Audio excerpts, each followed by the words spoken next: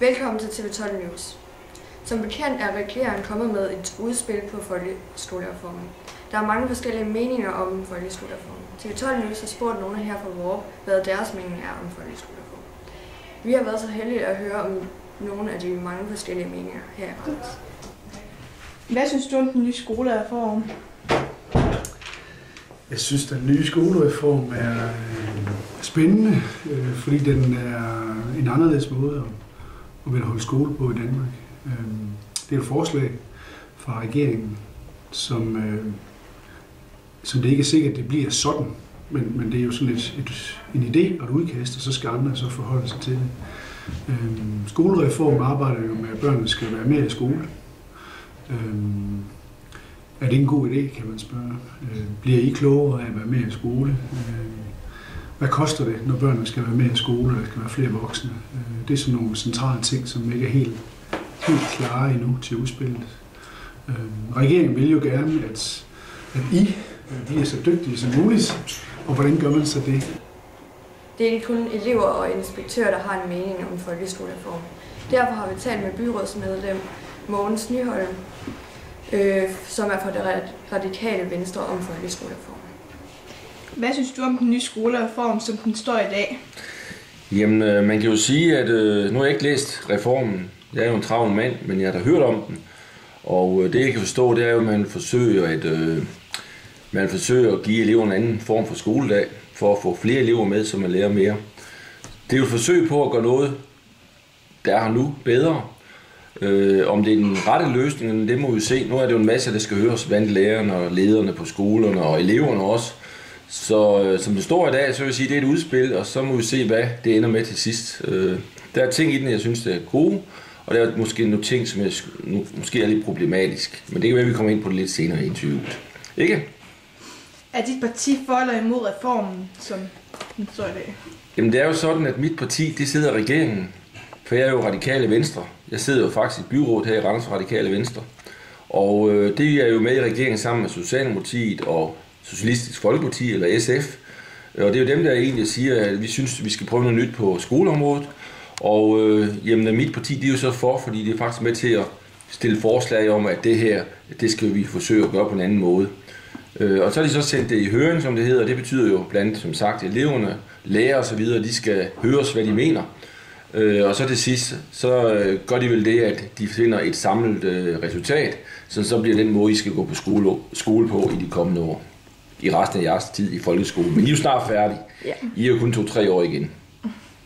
Du nævnte tidligere, at der er nogle gode ting og nogle dårlige ting ved skolereformen. Mm-hmm. Men hvad skulle der ændres efter din mening? Jamen altså, jeg kan faktisk godt se det med aktivitetstimer, der kan måske være nogle gode ting. Det med, at man måske forsøger det der lidt kedelige undervisning, som man også skal lære, matematik, dansk og sådan nogle ting. Det kan også være natur, og I skulle lære om naturen, at man i stedet for at se det i en bog, så kan man måske lave nogle aktiviteter, hvor man kommer ud og arbejder med det.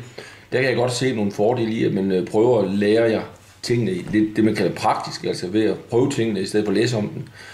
Det jeg måske kan være lidt bekymret for, det er jo den lange skoledag, som jeg også ved, I måske tænker lidt på. Det er jo mange timer, nu underviser jeg jo selv på en handelsskole, og hvis jeg skulle have elever i de yderste lektioner, der 8. og 9. lektion, eller hvad nu skema det kommer til at se ud, det kan jeg godt forestille mig, det kan være en udfordring, både for lærerne, men især for eleverne. Videre til værket, hvor der var fornemt besøg til en børnejulekoncert. Her var Randers borgmester Henning Jensen Nyhus nemlig på besøg. Alle Randers 4. klasser var samlet til en julekoncert delt i 2 koncerter, henholdsvis 17:30 og 19:30. Journalisterne Line og Emma og Louise var på plejehjemmet for at snakke med medhjælper Anne Dyrup og en sød ældre herre. Nu for eksempel juletræspynt, der har vi ikke anden papirsengle. Og ja, det var lavet af papir det hele. Jo, så har vi sådan noget guirlander også til at hænge op. Juleaften, så har vi lidt travlt der med, men de får rigtig råd til middag. Ja. Og så de plejer for varm mad middagen, og så får de eftermiddagskaffe og sådan noget, men så springer vi lidt over den 24. fordi at der er mange af dem, de skal hen og sove. Ja. Og skal spise meget om aftenen, og holde sig længe vågne og sådan noget. Så de kommer lidt sent op og får rundstykker og sådan noget, og så hygger vi. Og så får de risengrød til middag, fordi det kan du høre, det er der mange af dem, der har... Det de har været vant til, ikke også? Ja. Så det er sådan noget, vi holder af. Eller det vil de ønske faktisk. Så får de risengrød, og så får de kaffe ovenpå, og så kommer vi ind og så til middag. Vores to journalister, Camilla Lund Stenstor og Mads Vendelbo Nielsen, har været henne i Superbest og spørger nogle kunder omkring jordens undergang. Hvorfor køber du julegaver, hvis jorden går under den 21. december? Ja, men det tror jeg ikke på. Okay, tak. Julegaver? Nej. Ja. Hvorfor køber du julegaver, hvis jorden går under den 21. december? Fordi jeg ikke tror på, at den går under 21. september. Okay, tak. Har du købt julegaver? Ja. Hvorfor køber du julegaver, hvis jorden går under den 21. december? Jamen det er fordi, jeg har set, at der er en løbsteg derovre. Den gælder til den 3. januar, så regner jeg med, det går. Line, Emma og Louise har været nede og spørge nede på skøjtebanen, hvordan det går i denne sæson. Hvilken aldersgruppe kommer der mest her på skøjtebanen for dig? Det er teenager mellem 12 og 18. Hvorfor tror du det? Jamen, det kan jeg se på dem, der kommer. Altså, det er skoleelever fra de sidste klasser. Kan du mærke, at der er flere og flere, der får sine egne skøjter? Ja, der er en del efterhånden, som er ved at have fået deres egen skøjter. Det vil jeg sige. Hvor mange tror du cirka, der kommer om dagen? Det er svært at sige, men 100-200 vil jeg tro, i hvert fald. Men det kommer meget an på vejret.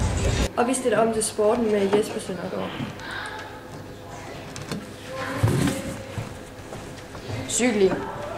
Den sydafrikanske mountainbike-rytter Barry Stander er død efter et sammenstød med en bil på hans træningstur i hjemlandet. Den 25-årige Stander blev i 2009 U23 verdensmester og kørte en 5. plads hjem til OL i London. Barry Stander døde af sine kvæstelser, efter han ifølge velonews.com blev ramt af en taxi nær Shelly Beach på den sydafrikanske østkyst. Der er sket mange alvorlige ulykker for mountainbike-ryttere. For kort tid siden, 3 uger, blev Inaki Lirata fra Spanien ramt af en bil under hans træningstur i Baskerlandet. Og så vil jeg fortælle lidt om tennis og Caroline Wozniacki.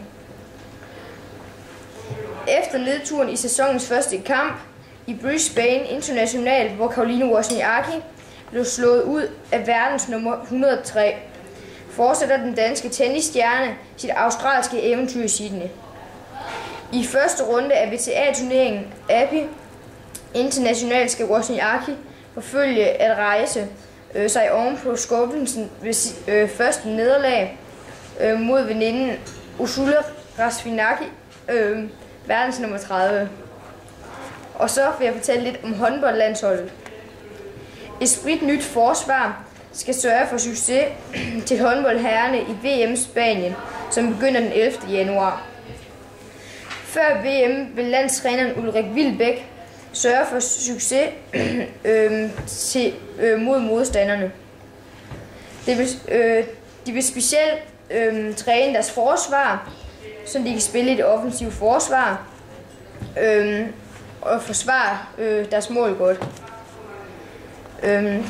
Det vil sådan cirka tage halvdelen af tiden, og halvdelen af tiden vil de spille 6-0 forsvar, siger Wilbæk. Så vil jeg fortælle lidt om fodbold, om Daniel Sturridge, som flytter til Liverpool.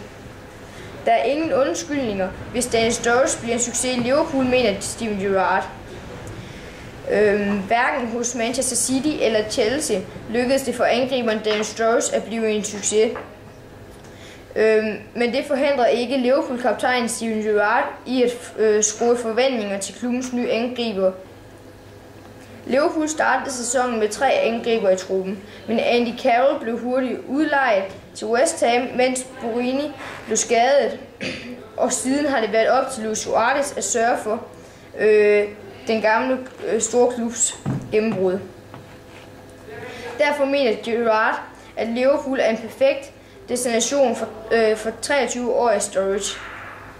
Nu er det blevet tid til vejrudsigt med Mathias. I dag bliver det ikke så godt vejr som i forgårs. Det bliver regnvejr og med skyde, og med vindstød op til 10 meter i sekundet. Lørdag, der bliver det mest skyde, og så en anelse varme på 8-7 grader. Og laveste temperaturen, det er 4 grader. Og søndag, der kommer der lidt mere sol. Men det bliver bare ikke varmere, for den holder sig under de 8 grader. Og er næsten helt nede på 0 grader om natten. Og med vindstød på 8 meter i sekundet. Ja. Og mandag, der bliver det mest skyet og ingen sol. Så bliver det en kold dag med kun 5 grader. Og om natten, så er der kun 2 grader. Og tirsdag, der regner det, og der er der ikke så mange skyer. Men der bliver det så også varmt, eller varmere. Og det er så 7-8 grader. Og laveste temperaturen, det er 4 grader. Og så onsdag, der kommer der lidt skyer og meget sol. Og 7-5 grader. Det var alt, hvad TV12 News havde for nu. Fortsat god dag.